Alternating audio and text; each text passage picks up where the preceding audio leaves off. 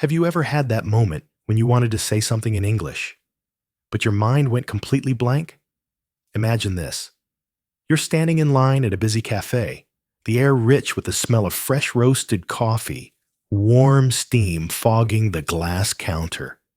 The barista looks at you with a smile and asks, "What can I get started for you?" The chatter of people around you blends with the clinking of cups, and for a second, your brain just freezes. You know what you want. You can almost taste the sweet foam of a cappuccino on your tongue, but the words feel stuck somewhere between your chest and your lips. Now picture the same moment differently. This time, the golden light of morning spills across the cafe floor, and instead of panic, you feel calm. The words roll off your tongue easily. "I'll have a cappuccino, please." The barista nods. The smell of coffee grows stronger as the machine hisses, and you feel proud. Not just because you ordered a drink, but because you sounded natural, confident, alive in the language. That single sentence changes the whole experience. Hi, my name is Larry. I'm a master coach, an NLP trainer, and the founder of 3D English. For years, I've helped people move past that frozen moment, the one where your body knows what you want to say, but your mind can't deliver the words. In this video, I'm going to share with you 100 must-know sentences for everyday English. These aren't textbook phrases. These are the real sentences that Americans use every single day. At home, at work, at the cafe, even in emergencies. I promise you this, by the end of our time together, not only will you know these sentences, you'll feel them. You'll hear them in your ear, see them in real situations, almost taste how natural they become in your mouth. And if you stay until the very end, I have something special, the ultimate emergency toolkit of English phrases. Short, powerful sentences that could literally save you one day. So, take a deep breath. Let the sounds, the colors, the tastes, the feelings of English wash over you. This is not just a lesson, it's an experience, and it starts right now. Number 1, greetings that truly start a conversation. Picture this. You're walking across campus on a sunny afternoon. The sky is wide and blue, headphones in your ears playing a beat that makes your steps bounce. Suddenly, you hear your name being called out. You pull out one earbud. The sound of chatter and skateboard wheels scraping the pavement rushes back in. And there's an old classmate standing just a few feet away. The light hits them just right, golden against the green of the trees. And without even thinking, the words slip out. Small world, isn't it? That phrase, it's quick, almost playful, but notice what it does. It doesn't just fill silence. It creates a spark, the same way the smell of street tacos can suddenly make you hungry, even if you just ate. It tells the other person, "Wow, I didn't expect this, but I'm glad it happened." That's what makes a greeting powerful. Not the words themselves, but the feeling they carry. Here's another one. Imagine running into a friend at a coffee shop. The smell of fresh espresso fills the air. Warm steam fogs up the glass, and you can almost taste the chocolate drizzle on someone's mocha at the next table. You smile and say, "It's been ages." Right away, the moment feels lighter. That sentence carries nostalgia, like the sweet tang of summer lemonade that suddenly takes you back to childhood. It's not just English. It's connection, wrapped up in three words. Now think about this. You meet someone after a long week, and they ask, "What have you been up to lately?" That's so much richer than, "How are you?" It's like the difference between plain water and sparkling water with a slice of lime. Same base, but one wakes you up. This question invites a real answer. It shows you care about their story, not just the surface. And that's the hidden lesson here. Greetings are not chores, they're invitations. They're not about saying something correct, they're about opening a door. Sometimes the door leads to a quick smile, sometimes to a deep catch-up conversation. But it always leads somewhere. So next time you say "can't complain" or same old, notice the tone, the rhythm, the smile that comes with it. That's what makes the difference. The words themselves are like colors, but the way you deliver them is the sunlight that makes those colors glow. And speaking of colors, let's step into the next scene. Imagine walking into a bright, buzzing store. The shelves stacked high with sneakers in every shade of neon. The smell of fresh rubber mixing with new denim. You reach for something you like. But how do you ask about it in English without sounding awkward? That's where we're heading next. Shopping sentences that actually work. Number 2. Compliments that don't feel awkward. Picture yourself walking into a bright campus cafe. The glass door swings open with a soft chime, and the buzz of conversation hits your ears like background music.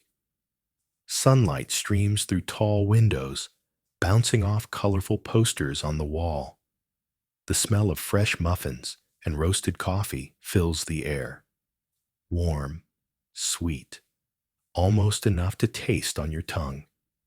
You spot a friend you haven't seen in a while, and the words just come out. "You're looking well." Now, that may sound simple, but here's what makes it powerful.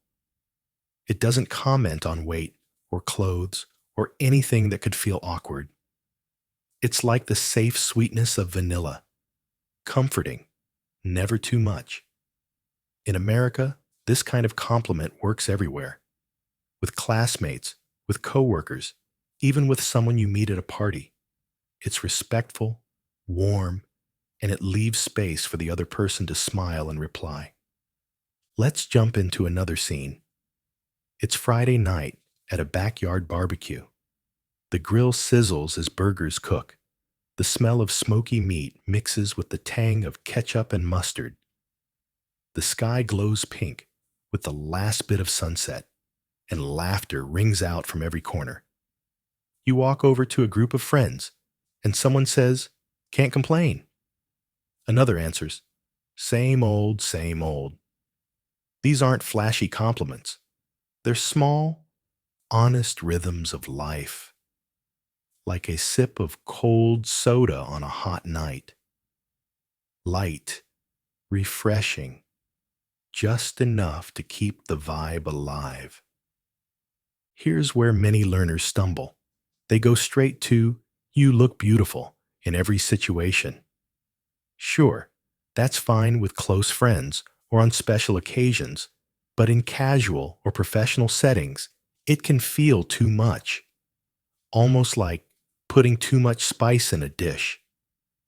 The taste overpowers everything. Americans often prefer compliments that are balanced, subtle, and safe. So the little lesson hidden here is this. A good compliment should make people feel comfortable, not self-conscious. It's not about spotlighting them like they're on stage. It's about creating a moment of connection, like warm sunlight touching your face on a cool morning. gentle, natural, and exactly enough. And if you listen closely, you'll notice how these compliments sound in real life. They're soft, respectful, and they open the door for more conversation. That's why phrases like, "you're looking well," work, because they don't trap the other person. They free them to feel good. Now, let's carry that same confidence with us. Imagine stepping into a store, the sound of upbeat music playing in the background, neon lights glowing off shelves full of sneakers and jackets.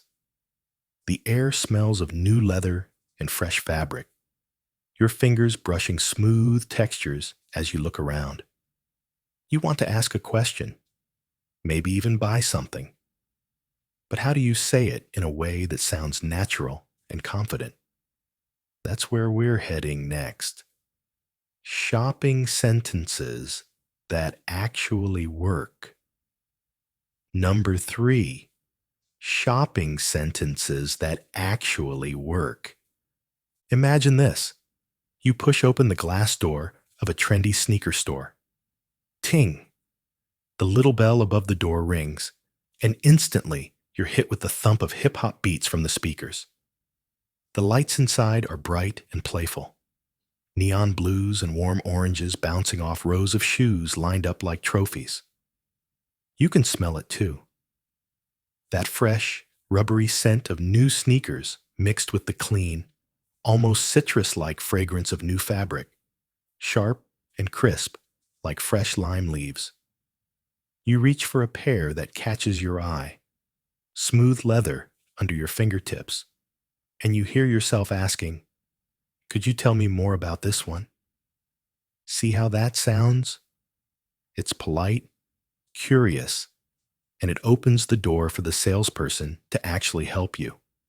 Way better than just saying, "What's this?" which can sound flat or even rude. It's like the difference between sipping plain water and tasting sparkling water with a twist of lemon. Same base, but one is more alive.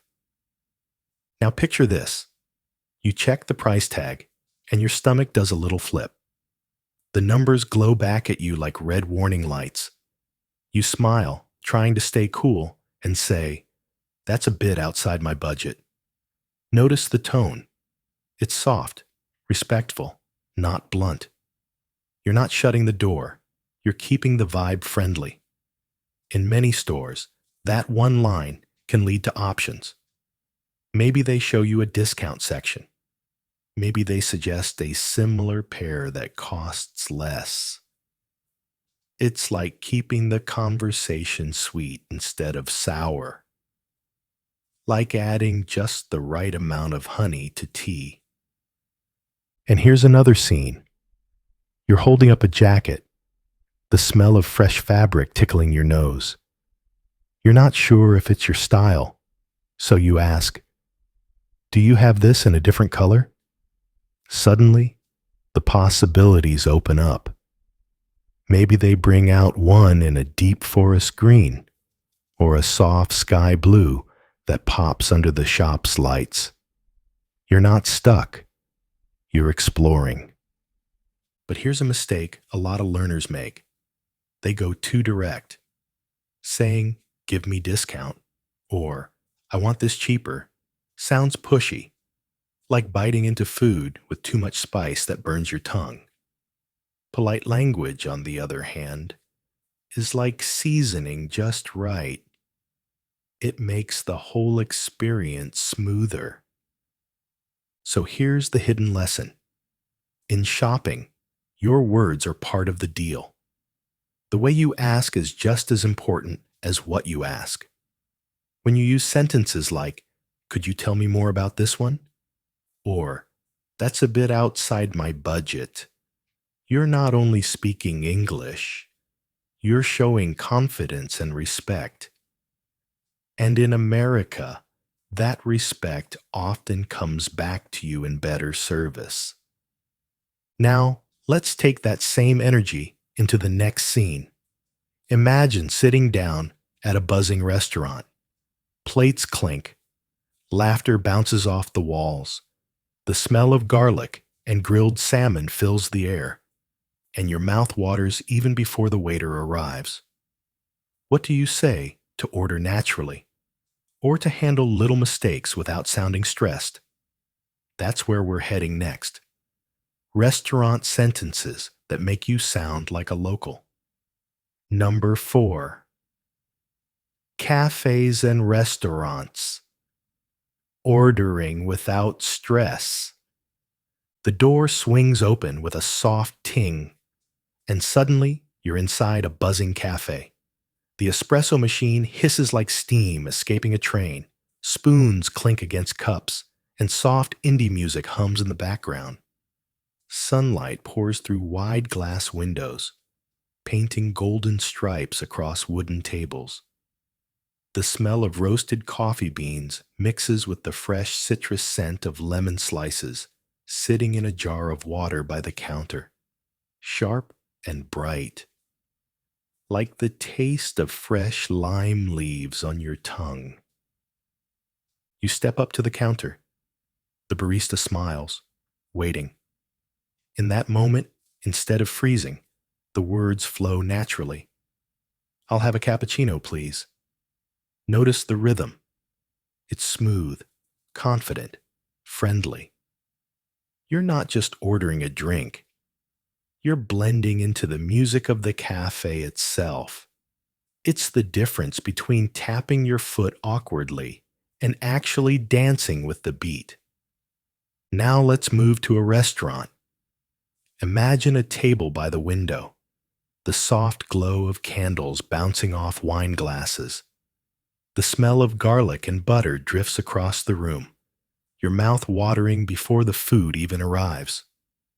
The waiter comes over, pen ready, and you need a little more time. Instead of panicking, you smile and say, "Would you mind giving us a few more minutes?" Polite, calm, respectful. You just bought yourself space without stress. And sometimes, mistakes happen. Your plate arrives, but it's not what you ordered. Maybe you asked for grilled salmon, but got chicken instead. You take a breath. You can almost taste the smoky flavor that isn't what you wanted. And you say calmly, "Excuse me, I think this isn't what I ordered." No drama, no awkwardness, just clear, natural English. And most of the time, the waiter will thank you for pointing it out. Here's another common one. When you're ready to leave, but don't want to split the bill in a messy way. Instead of fumbling, you say, "Can we get separate checks?" The waiter nods. Simple as that. Smooth ending. No confusion. But here's the mistake a lot of learners make. They say, "I want," for everything. I want coffee. I want pizza.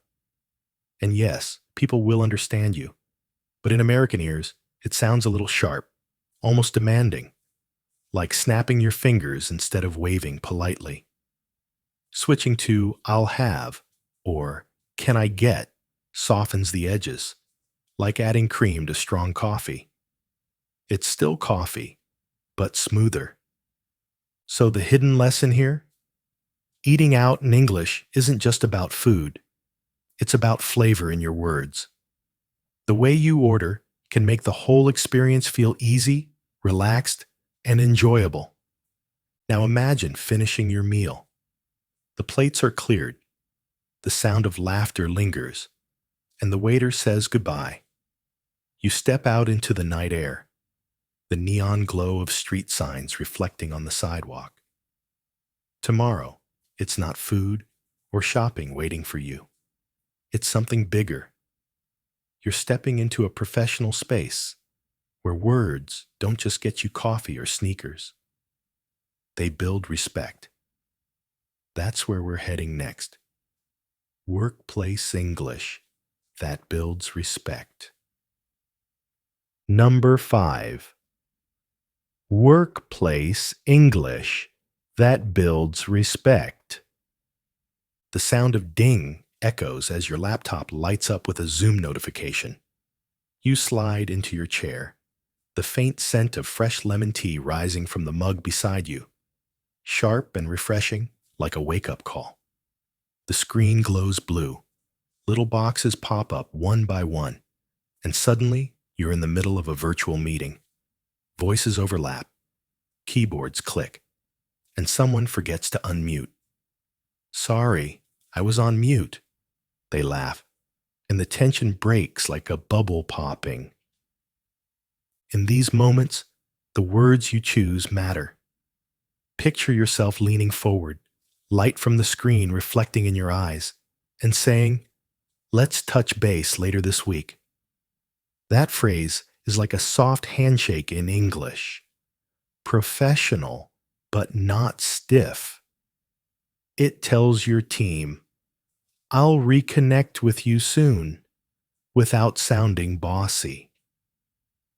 Now imagine someone shares an idea you didn't fully understand. Instead of frowning or shutting them down, you smile and say, "Could you clarify what you meant by that?" Hear how respectful that sounds. It's not, "What? I don't get it." It's warm, curious, inviting, like tasting a dish for the first time and asking, "What's in this?" It's good. You're not rejecting, you're leaning in. And here's another powerful one. You glance at your calendar, see the bright red dot of a double-booked meeting, and instead of panicking, you write, "Would it be possible to reschedule?" The words are smooth, polite, like running your fingers over the sleek surface of a new phone. You're not forcing change. You're opening a door for cooperation. Many young learners make the mistake of being too direct. They'll say, "You're wrong," or "I can't do that." Sure, the message gets across, but it feels sharp, like biting into a lime without sugar. The flavor hits too hard. In American workplaces, softer phrasing shows confidence and respect. Sentences like, "That's a great point. I hadn't thought of it that way," not only agree, they build bridges. It's like adding just the right amount of honey to balance the sour. Suddenly, everything tastes better. So here's the hidden truth. Workplace English isn't about fancy vocabulary. It's about tone, rhythm, and small choices that make you sound both professional and approachable. Respect doesn't come from big words. It comes from the way you make others feel when you speak. And as you leave the meeting, the sound of a Slack notification, ping, fades. Your tea now cool, but still carrying that citrus edge. You stretch, sunlight spilling across your desk. Outside the window, the city hums. Buses, bikes, footsteps. It's a reminder. Work isn't everything. Life outside the screen is waiting. And with it comes another challenge, one just as important. How do you make plans with friends? Politely and naturally, without pressure. That's where we're heading next. Making plans without pressure. Number 6. Making plans without pressure. Ring. Your phone buzzes with a message.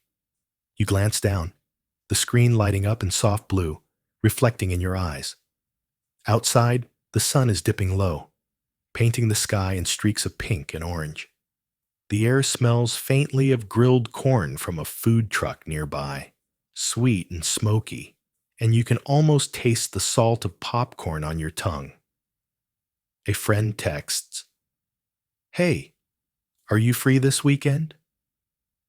It's such a small question, but notice how it works.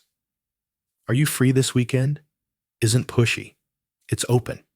It gives you room to say yes, no, or suggest another time, like opening a door without forcing someone to walk through it. Now picture this. You're walking through a buzzing campus, neon signs glowing, the sound of music spilling out from a coffee shop. A classmate turns to you and says, "Do you want to grab a coffee sometime?" That line is casual, light, friendly, like the sparkle of soda bubbles on your tongue. It's not an official invitation. It's just a way of saying, "I'd like to hang out." No pressure. But sometimes life gets busy. You check your calendar, little red dots everywhere. You don't want to say no forever, so you say, "I might have to take a rain check." Americans love this phrase. It comes from baseball when a game gets canceled because of rain, but the ticket still works for another day. Saying it shows you're interested, just not today. It's polite, soft, like squeezing fresh lime into sparkling water. Tangy, but refreshing. Another one? Let's play it by ear. Imagine standing outside a concert venue, the thump of bass vibrating through the air, colored lights flashing against the night sky. You're not sure where the night will go. Maybe tacos, maybe a movie. So you say, "Let's play it by ear." It's flexible, free, and young people in America use it all the time. Here's the mistake many learners make. They go too direct. Cancel. Not possible. And yes, it communicates, but it feels sharp, like biting into a lime with no sugar. Too sour. Softer language keeps friendship smooth. Sentences like, "Could we push it back a bit?" Or "Let's pencil it in," give space and respect. They taste lighter, easier, like sweet iced tea on a hot day. So the quiet lesson here? Making plans in English isn't about locking someone down. It's about showing you care while leaving space for change. The best invitations feel like sunlight through an open window. Warm, easy, and full of possibility. And when you step back from these moments, the buzz of your phone fading, the smell of street food drifting away, the sound of laughter still in your ears, you realize English isn't just for fun and plans. Sometimes it's for moments that really matter. What do you say when things go wrong? When you lose something? Or when someone needs help right now? That's where we're heading next. Emergencies and asking for help. Number 7. Emergencies and asking for help. Ring! Ring! A loud siren wails in the distance, bouncing off tall buildings. The evening sky is dark, flashing with red and blue lights from an ambulance passing by. The air smells sharp, like metal mixed with the faint citrus of hand sanitizer. Your throat feels dry. Your heart pounding so hard you can almost taste salt on your lips. This is when words really matter. Imagine you're in New York, visiting for the first time. The streets are alive, taxi horns blaring, neon lights glowing, the smell of roasted nuts drifting from a street cart. Suddenly, you realize your wallet is gone. That panicky ting hits your brain like an alarm bell. Instead of freezing, the words come, "I lost my wallet." Clear, simple, direct. People understand right away, and help can follow. Or picture something more serious. A friend collapses at a basketball court. The orange ball rolls away, sneakers squeak against the ground, and the air feels heavy. You grab your phone, fingers shaking, and shout, "Call 911." That one phrase is powerful. In the US, everyone knows it means emergency. It cuts through noise, faster than explaining, sharper than panic. Now let's soften it. Imagine you're not in danger, but you need help finding a pharmacy. You're walking through a small town, the smell of fresh bread drifting out from a bakery, golden sunlight bouncing off shop windows. You step up to someone and say, "Excuse me, I need a doctor, please." Or, "Where's the nearest pharmacy?" Polite, calm, and you'll see how quickly people point you in the right direction. Here's the mistake learners often make. They freeze. They repeat only, "Help, help," again and again. And while that shows urgency, it doesn't tell people what's wrong. It's like hearing an alarm with no message. Everyone hears the noise, but no one knows what to do. Adding just a few clear sentences. "I lost my wallet. I need a doctor. Call 911." Gives people direction. The hidden lesson here? In emergencies, shorter is better. Strong, simple sentences work faster than complicated ones. They're like flashing neon signs, impossible to miss. And once you know them, you carry a little safety net with you everywhere. And here's the beauty. English isn't just about ordering coffee or chatting with friends. It's also about protecting yourself, asking for help, and staying safe. Now imagine this. The emergency has passed. The sirens fade. The night air smells calmer, almost sweet, like lime leaves in warm tea. You're heading to the airport the next morning. The ding of departure boards, the echo of suitcase wheels on shiny floors, bright screens glowing with flight times.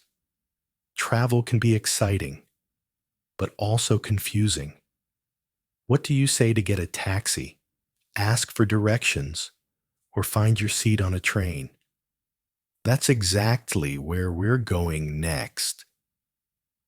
Transportation and travel made easy. Number 8. Transportation and travel basics. Ding, ding. The announcement echoes through the airport terminal. Screens glow with departure times, letters flipping like digital cards.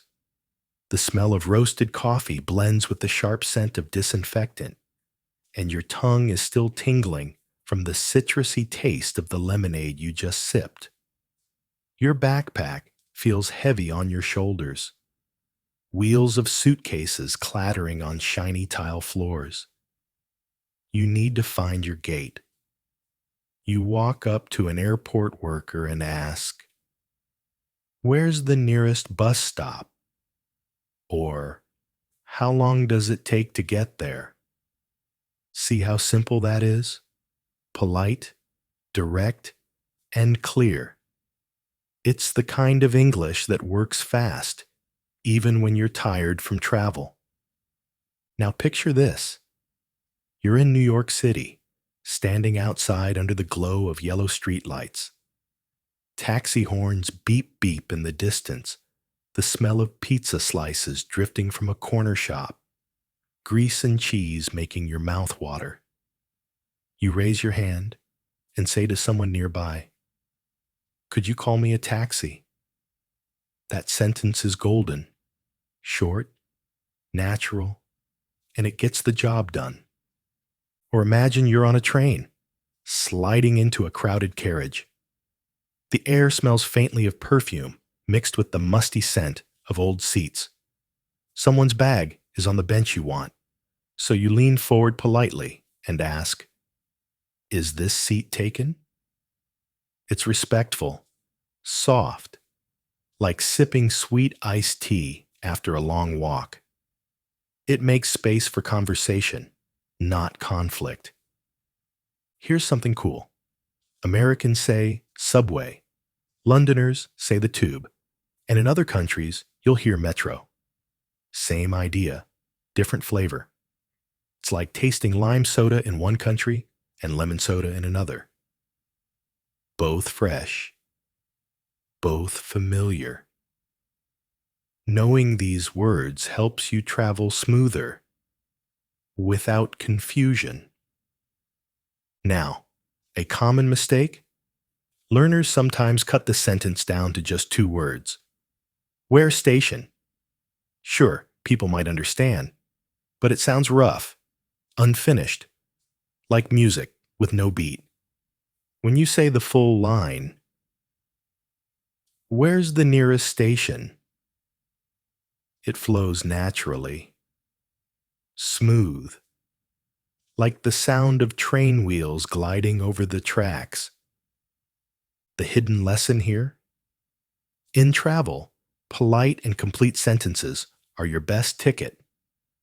They don't just help you move from point A to point B. They make strangers more willing to help, and that can change your whole journey. And as you step off the bus, the psh of the door sliding open, warm air hits your face, carrying the smell of street food and fresh baked bread. You realize that travel isn't just about getting places. It's also about daily life. The bank, the ATM, the little errands that keep you moving. That's where we're heading next. Daily life essentials. Number 9. Daily life essentials. Ding! The glass door of a corner store swings open, a little bell chiming as you step inside. The light is soft and golden, bouncing off shelves stacked with candy bars and bright wrappers. The air smells like fresh paper, from receipts mixed with the sharp, citrusy scent of cleaning spray, almost like lime leaves crushed in your hand. You walk up to the cashier, pull out a $20 bill, and say, "Could you break a $20 bill for me?" See how polite that sounds? Simple, clear, and natural. It's much better than just pushing the bill across and saying nothing. That one sentence turns a transaction into respect. Now picture yourself at the ATM. The machine beeps loudly, the screen glowing blue under your fingers. The smell of fresh coffee from a nearby cafe drifts in the breeze, tempting your tongue with the thought of a sweet latte. You glance at someone and ask, "Where's the nearest ATM?" It's short and easy, but it saves you time, energy, and awkward wandering. Or imagine this. You're buying sneakers in a shop. The smell of new rubber and fabric fills the air, clean and sharp. You swipe your card, and the cashier hands you the bag. Before leaving, you smile and say, "Can I get a receipt, please?" That one line is not only polite, it also protects you in case you need to return something later. A small sentence, a big safety net. Here's the mistake many learners make. They forget please. They'll say, "Give me receipt," or "break 20." Yes, people understand, but it feels rough, almost like music played with missing notes. Adding please smooths it out. It's like sugar balancing the sour taste of lime. Suddenly, it feels complete. The hidden lesson? Daily life. English isn't about fancy words. It's about small, polite phrases that make everyday errands smoother. They're the invisible glue of communication, helping you get what you need without stress. And when you step back out into the street, the bell on the door, ting! Again, sunlight warming your face, the smell of hot pretzels drifting from a cart nearby.